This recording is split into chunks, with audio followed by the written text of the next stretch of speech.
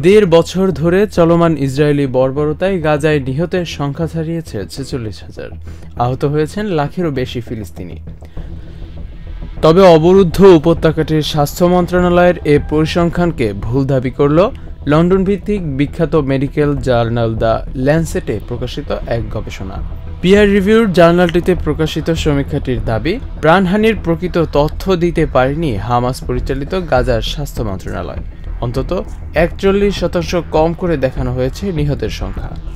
London school of hygiene and tropical মেডিসিনের গবেষকদের এক সমীক্ষায় পাওয়া গেছে এ তথ্য।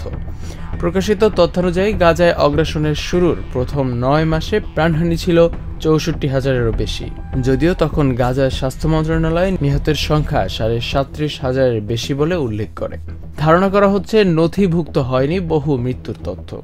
গবেষণায় বলা হয়, প্রাণ হারানোদের ৫৯%ই নারী, শিশু ও বয়স্ক। ব্রিটিশ ওই গবেষকরা বলেছেন, গাজায় যুদ্ধপূর্ব জনসংখ্যার ২.৯%ই বিলুপ্ত হয়েছে ইসরায়েলি হামলায়। প্রতি ১,০০০ জনে গড়ে প্রাণ হারিয়েছেন ৩৫ জন। ধারণা করা হচ্ছে ২০২৪ সালের অক্টোবরেই ৭০,০০০-এর বেশি ফিলিস্তিনি নাম লিখিয়েছেন মৃত্যুর খাতায়। তবে ল্যান্সেটে প্রকাশিত এমন গবেষণার বিপরীতে মন্তব্যহীন গাজার স্বাস্থ্য মন্ত্রণালয়। গাজায় অগ্রাসনের শুরুর প্রথম ৯ মাসে সংঘটিত হত্যাযজ্ঞের উপর পরিচালিত হয় গবেষণাটি। ব্যবহার করা হয় ক্যাপচার রিক্যাপচার পরিসংখ্যান পদ্ধতি, যাতে শুধুমাত্র বিস্ফোরণজনিত কারণে নিহতদের রাখা হয়েছে। বাদ দেওয়া হয়েছে স্বাস্থ্যসেবা কিংবা খাবারের অভাবজনিত কারণে মৃত্যুকে।